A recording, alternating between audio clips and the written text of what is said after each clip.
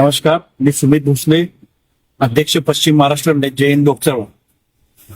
आपण आता नुकतंच बघितलं असेल टीईटीचे पेपर ज्या पद्धतीने फुटलाय, ज्या पद्धतीने एमपीएससीचे पेपर्स जे आता ऑनलाईन पद्धतीने घेत आहेत. ऑनलाईन पद्धतीने घेण्याचा जो आहे यांनी मार्ग अवलंबलाय तो केवळ भ्रष्टाचार करण्यासाठी अवलंबलेला आहे. युपीएससीचे एक्झाम हे ऑफलाईन होत आहेत, ओएमआर पद्धतीने होत आहेत आणि हे लोक जाऊन कुठेतरी कम्प्युटर बेस मध्ये सीबीडी पद्धतीने घेण्याचं काम जे करतायत आणि त्या सीबीडी पद्धतमुळेच हे पेपर फुटतायत आणि भ्रष्टाचाराला वाव मिळतोय. आज अनेक लाखो विद्यार्थी ह्या परीक्षेला बसतात, वर्षभर त्याचा अभ्यास करतात, वर्षभर मेहनत करतात, तर शेवटी जिंकतं कोण? तर भ्रष्टाचार जिंकतं. तर हे भ्रष्टाचार करणारे काही अधिकारी आहेत, काही राजकारणी लोक आहेत. या लोकांमुळं ही सिस्टीम भ्रष्ट होत चाललेली आहे आणि आपल्या विद्यार्थ्यांच्या भविष्यावरती खूप मोठा परिणाम होतोय. अनेक विद्यार्थी आत्महत्या करतायत.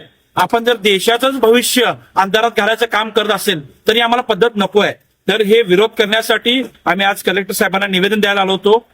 आमची एवढीच मागणी आहे, जी एमपीएससीची एक्झाम आता तुम्ही जी ऑनलाईन पद्धत डिक्लेअर केली आहे ती ऑनलाईन पद्धत न घेता जी पारंपरिक पद्धत आहे ओएमआर पद्धत तीच घेतली पाहिजे.